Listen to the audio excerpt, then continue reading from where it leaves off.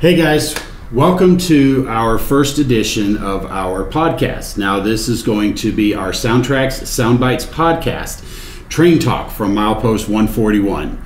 So guys, what we're going to be doing here is we're going to be having a podcast where we're going to talk about some projects that we've been working on, some things, because I've got Norman here next to me. Norman is our support tech department. Yeah, pretty much.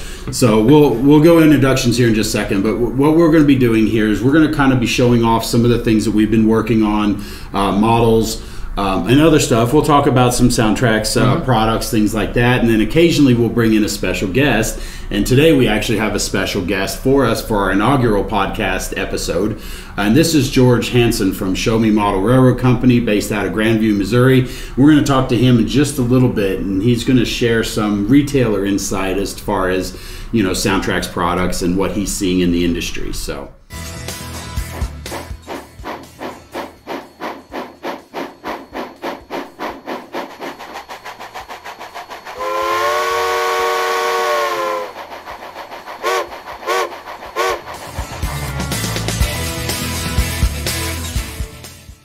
With that, let's start off with some introductions. So first off, my name is George Bogatuk. I've been a salesperson here at SoundTraxx for about 15 and a half years now, and I swear it doesn't feel like it. Feels like I just started. Yeah. It really does, but at the same time, it feels like I've been doing this my entire life. But as a lifelong model railroader, I started out in the hobby at about the age of 14, and honestly, since I started working here at SoundTraxx, I know this is going to sound cheesy, and some of you guys have heard me say it, but it's the actual truth, is that I don't feel like I'm actually working. I'm actually enjoying what I'm doing. But one of the things I enjoy about my job is when I get to go out and travel, and you guys may have seen me at shows, things like that. And what I enjoy about it is the fact that I'm out there helping you guys enjoy your hobby. At the age of 14, when I first started really seriously in the hobby, I had a lot of people around me that were teaching me things about model railroading, because nobody's born knowing how to do this.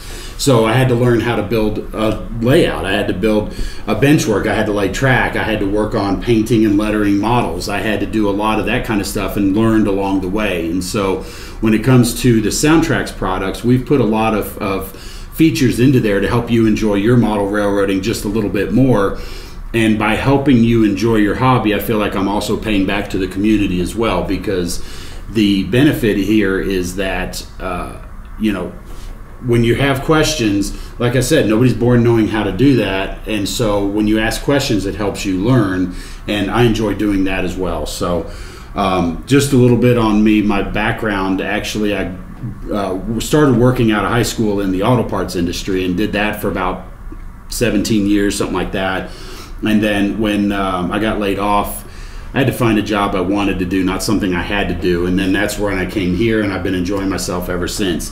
But my primary focus is talking to the retailers and making sure they're apprised of any new announcements or anything like that that would benefit them to have in their store, and also to make sure that they're keeping it up to date with their inventory. I also go out and do a lot of the shows, so that's where I say you guys might have seen me out at the shows, such as the National Train Show, Train Fest, Amherst, things like that. And then I also have been trying to do a lot more of the RPMs, because I really enjoy that intimate atmosphere. So with that, I also want to take an opportunity here to introduce... Before we get over to that, let's quickly go over, what do you model? Well, modeling myself, I model 1978 Missouri Pacific. I focused on 1978 because it gives me a nice mix of early diesels and the late second generation diesels, I guess would be the right word, and it allows me to have a mix of that on my layout. Now, growing up in Dallas-Fort Worth area in the Texas, I was growing up next to the Missouri Pacific. We always saw it. There was a mall in Arlington called Six Flags Mall next to the Six Flags amusement park, and we used to have a thing there called Safety Town, and Safety Town was where the kids would learn how to ride traffic signals and walk and learn to be safe. Basically, it was run by the local police department. And I remember, because the mall was across the road and railroad tracks from the General Motors plant. So I remember one time specifically, I was playing on Safety Town. We were riding big wheels at the time, to give you an idea how old I was. And I remember a train coming by, a couple of SD40s, I'm sure, running a main train through the Dallas-Fort Worth area and running right along that line. And I turned and wanted to watch the train. And I was watching the train while I was still riding, and I rear-ended another kid. And I was so mad because they took me off the bike because or the big wheel it was, because I crashed into the other kid. Well, that was my punishment for causing an accident. I said, but I was watching the train. That didn't matter to them. Yeah. And then I had to walk, and I was so upset. But trains were something with me for the long time. And so I remember the first time we went to a hobby shop and bought them, looking at the train section. That was one of the early Athearn Blue Box diesels. That was the GP38 with their new tooling, with the indentions in there with the fans. And it was in Missouri Pacific Blue, and I thought it was really cool, and so we bought it, and that kind of stuck me into the Missouri Pacific for all the time. So anyway, with that, enough about me. Let's talk about you. Alrighty. You're a fairly new acquisition, I should say. Not anymore. It doesn't feel like it, but you're still the new kid on the block. Yeah. A little wet behind the ears still. 2 years, 2.5 years, and you're not going to let that go, are you? No, never will. You're always going to be the rookie. I see. So anyway, we have Norman Carnaby here. And Norman, tell us a little bit about yourself. So I'm Norman Carnaby, as you just heard him say. Risk of sounding like a broken record. Too late. That ship sailed. And I am the customer support technician here at SoundTraxx. Have been since I started. So my background is actually also in model trains. So I grew up at one of our... So my father is actually Neil Carnaby. He runs Neil's Engaging Trains, and he's one of our retailers. So I grew up around model trains. I grew up also around SoundTraxx products. Granted, much earlier versions of the product, but still. So I helped out at his store for most of my childhood. And I sort of got out of it, as most teens do, but because of that store and because of that link, once I sort of got into my late teens and I started looking at college and getting out into the world, I actually restarted in the hobby. And I took a little bit of an interlude during college as well. My background is actually theatrical lighting design. But after college, I actually ended up coming here to SoundTraxx. There was an open position. I think, at the Cheyenne show. Yeah, it was Cheyenne 21, I believe it was. Yeah. Where I met, that was the first time I met you face to face. Prior to that, I could always tell when you were working in the summers at your dad's store, because suddenly sales went up. I could see him ordering stuff and buying things, and so I very quickly knew, oh, Norman's back in town. Yeah. But at that point, you actually let me know that, hey, the position is open, and it took me a while because I was still in college at that point. But after that semester ended, I applied, and lo and behold, here I am. And I will say, I didn't interview him. Because I'd have been a little harsh on you just for fun. But it was actually Sean, who was our marketing director at the time, and Nancy, and then a couple of others I think you talked to. I think it was just those two. Just those two? Okay. Yeah.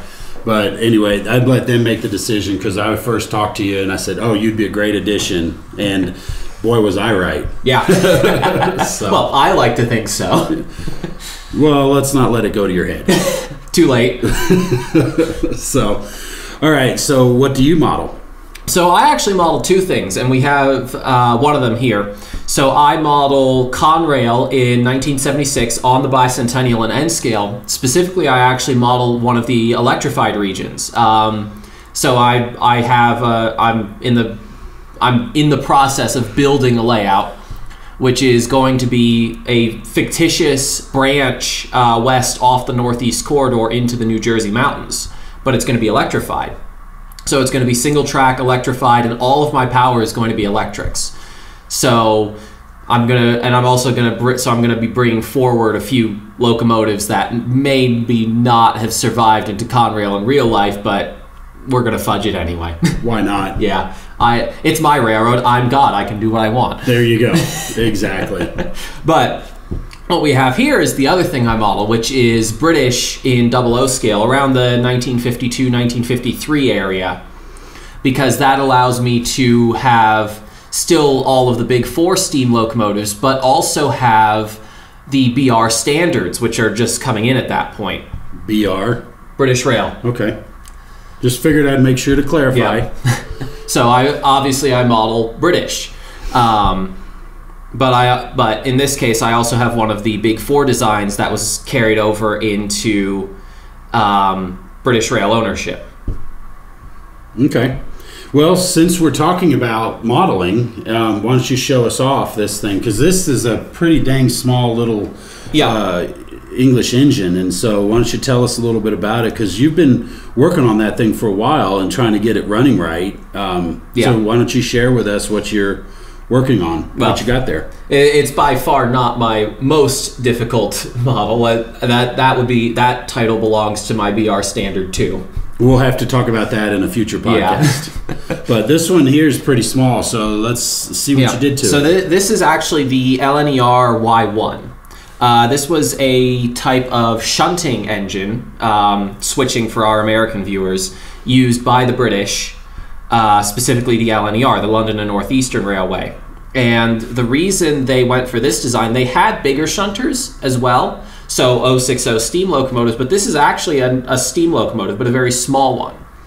And what's special about this is it's actually a geared steam locomotive. It uses a vertical water tube boiler, which allows it to bring itself up to pressure from cold in, I think it's like 15 to 30 minutes. That's pretty impressive. It can be operated by a single man. And they're actually pretty economical too. And then there's a couple of vertically mounted pistons that drive a central crankshaft, which then drives the two axles via a chain.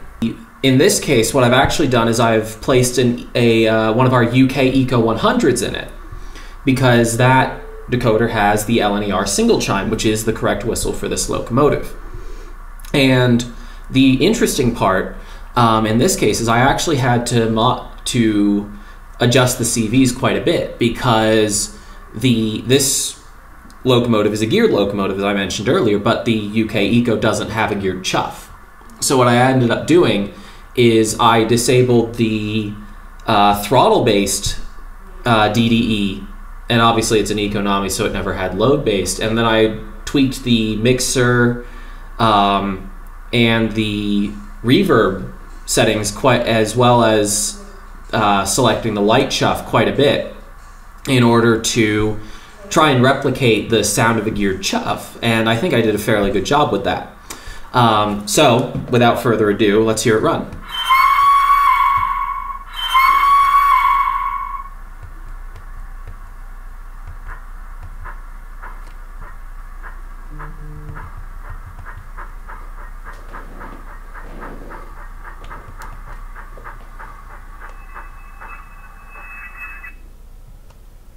Okay. Yeah. Well, that sounds really good, and I tell you what, it's actually a really nice model. The sounds are a little quiet, but that's one of the things we also recommend to people, is that the sounds aren't so loud that everything kind of drowns out, because especially if you get into a room with more than one locomotive, it can be a little tough. So with that, that's a cool little model, and similar to you, as you could tell, I'm sure it has a fair amount of momentum, and it obviously has the braking rates set up as well. Yeah. Because both of us actually enjoy operating in that manner, with the realistic momentum, the realistic braking. Yeah. I was surprised how much that thing can pull, because you had brought that over to the layout, and you were pulling what, 7, 8, 10 cars at a time? Something like. I mean, it's pretty hefty. Yeah. So. I was just saying, it's got some heft to it and some weight, but stuffing everything in there was a bit of a challenge. But it's a neat little engine, so that's cool. Yeah. So with that, I thought I'd bring a little switcher as well. Yeah. And I say little. This is a little bigger than what you got over there. Little by American standards. Little by American standards. So let's go ahead and move the secondary camera over, and we're going to take a look at this thing. And what I've got here is one of the latest releases of the Atlas MP15 that they did in the Missouri Pacific paint. Now this is road number 1538. What they've done on the inside of this model was they've actually changed the electronics around in such a way that you actually have a 21 pin. And so because of that, I've actually installed a 21 pin Blunami. Okay. And so I have the phone pulled up where I'm talking to it on here.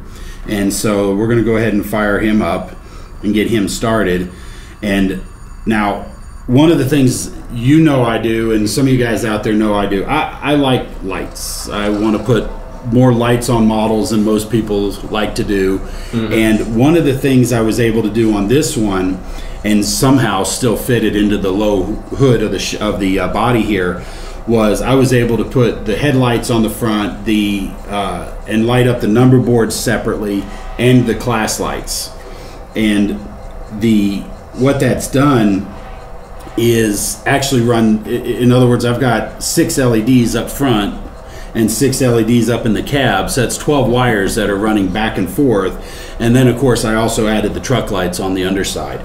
And what's really cool, as you can see here on the screen, is when we pull out the little side menu, you can see the headlight. I can turn it on and off. I can blow my short horn. Now it doesn't interfere with the throttle, so I can still run the locomotive here in front of me. But when I go to the other side, you can actually see here that all of the functions are actually labeled out. So I've got my front class lights, which to this second camera you can't really see, but then I turn on the rear class lights and they come on top of the cab here. And then same thing, the front number boards and then the rear number boards. And the front number boards, actually I have them turning on also with the truck lights. Okay. So that way they're wired up together, because the other thing I do is my lights are independently controlled, and so the rear light, when I turn it on here, actually turns on the rear headlight, so I have independent control of my headlight and backup light. So that's one of the cool things that I do in my operations to help make everything more realistic. But one of the things that Atlas did really cool with this particular model was they had the headlights and the number boards all as one casting.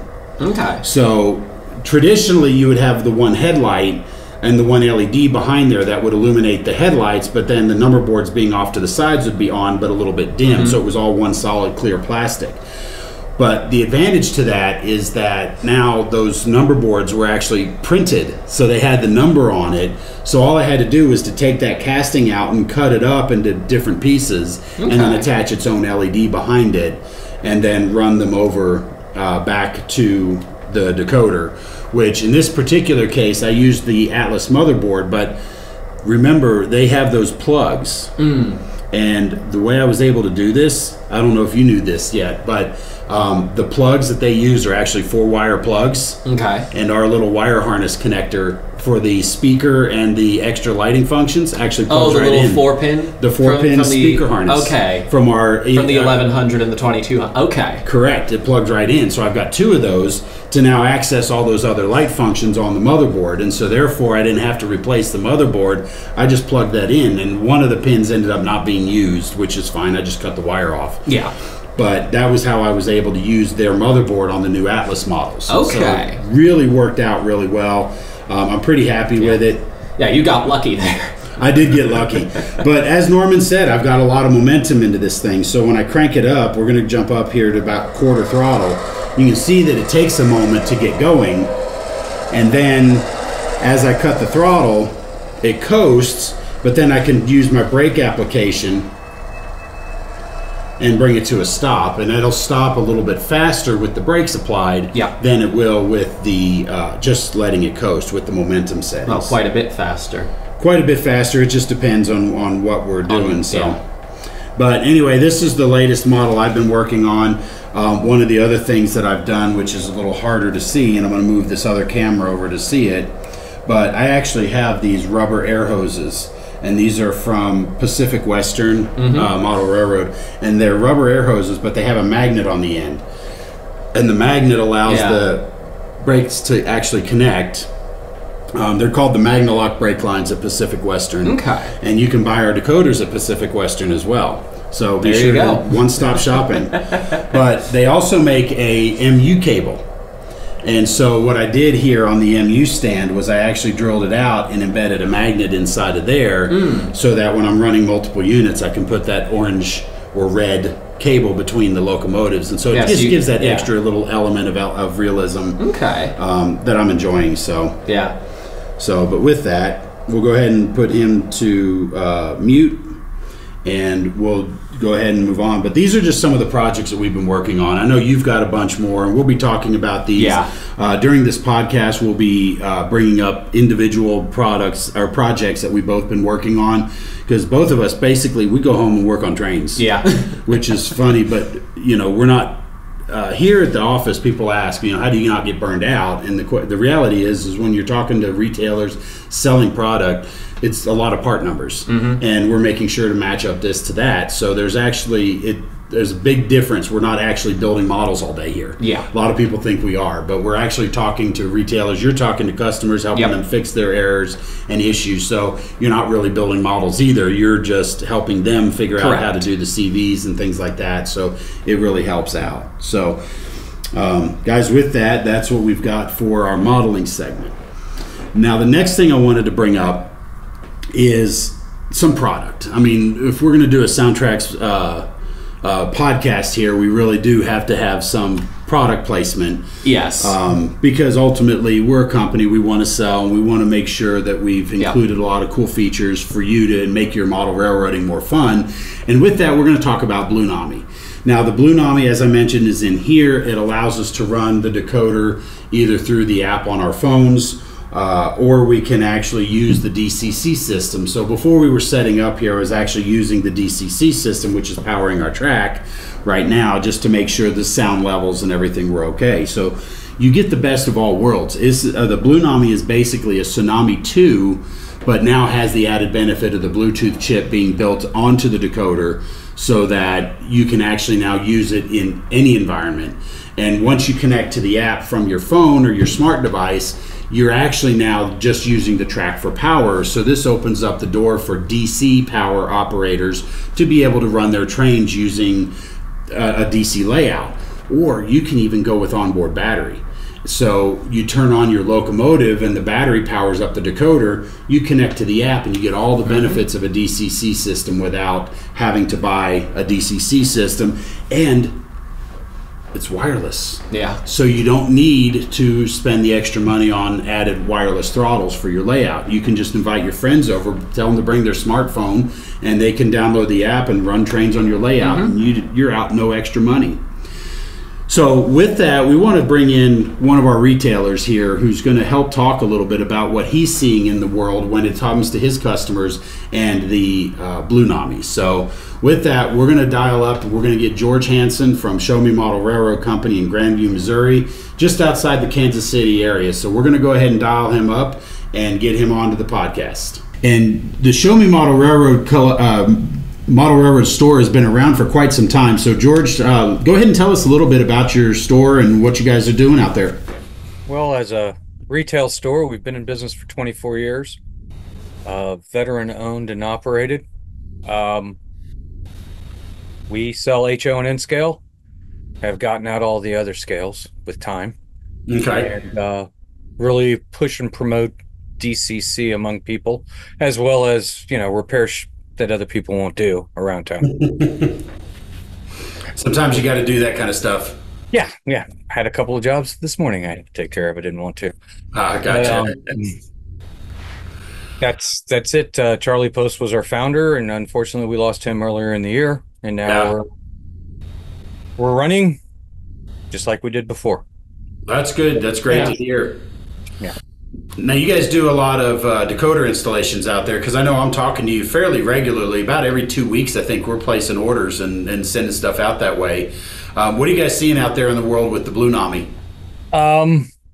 It was slow originally, and then we started Saturdays. We have like a barber shop or coffee group that shows up, just talks trains and stuff, and we started doing installs. Tommy here was doing his own installs into his equipment, and it just took off. And so every Saturdays we give informal classes on DCC. Whoever wants to show up, stand around the workbench, have questions and answers, and help observe people who are intimidated by DCC and do their own installations. they're worried about their first time installs, like Yeah. starting out with a Ather and Blue Box, for example, and then just going up from there. Just showing them the bare bones of it. And Saturday's a lot of questions and answers. That's what it is around the store.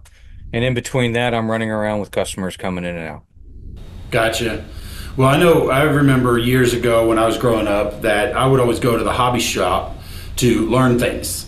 And the challenge is that with the internet, there's a lot of good tutorials online, things like that, but nothing really beats that hands-on, side-by-side interaction. I know you've grown up around the hobby the whole time, so you've been the one getting and giving the hands-on demonstrations the whole time. So that certainly pays off a lot in the long run. I agree. So, All aspects of the hobby will coach anybody on, but in regards to Blunami, it's well, he's picking up 2. I've got 3 installs and did 2 this morning. okay. Yeah, and 3 more I'm going to try to finish today.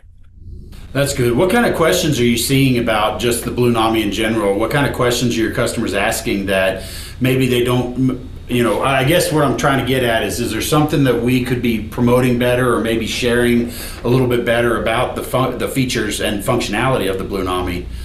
What are some common questions you're seeing? Will it work on a DCC system as well? Okay. Which it does. But how do I operate it if I don't want to use my phone? Just give it an address, use the address. That's pretty hard. We have had people that came through and thought they could run it on anybody's system, but that variable voltage has caused some problems for us with a decoder or 2, 19 volt spikes coming out. Are you talking about the power DC supply. power packs? Yeah, Right. the guys that are not doing enough research. They're just putting it on They're a just PC layout. they're just putting it without on reading. a starter set or even Gotcha. I've seen a few of those that they'll spike well above even the maximum voltage. right. Like I've seen power packs that have put out like a brief millisecond spike of sometimes upwards of 30 volts, and that Which is a problem. Yeah. So our recommendation, and with some of the newbies that have gotten in, is go to Amazon, pick up a 10 volt power supply, and pure power, and just run it off that. Yeah. Well, when we have a couple on hand, somebody jumps into it, we'll even give them a power supply if they don't have DCC to run it. Yeah. Which helps in the long run because now they're running multiples. Then they come back. Yeah. Yep. Yeah. The other thing I've noticed that's good is if you have like an old laptop power supply, those are usually right around the correct voltage and amperage range that we're looking for. And it's counterintuitive too, especially if you're running even a regular Tsunami 2 on your analog power pack. The first instinct is always to go get the best thing out there, the most powerful, the most expensive power supply. But when it comes to decoders, just like you're talking about, those millisecond pulses, because those pulses are designed to push a motor past a sticky spot. Whereas if that pulse is being absorbed into the decoder, you run the risk of damaging the decoder. So a lot of times, the cheapest absolute basic power pack that you get, like say for example with a Bachmann train set, is usually one of the best power supplies out there for operating decoders in analog.